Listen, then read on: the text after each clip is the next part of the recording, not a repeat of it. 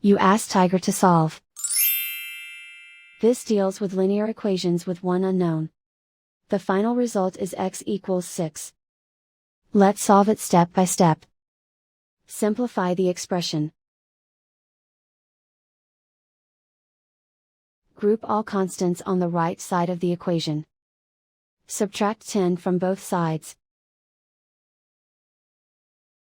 Simplify the arithmetic.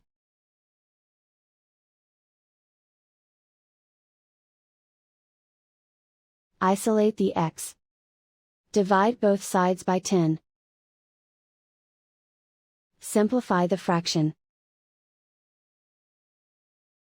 Find the greatest common factor of the numerator and denominator. Factor out and cancel the greatest common factor.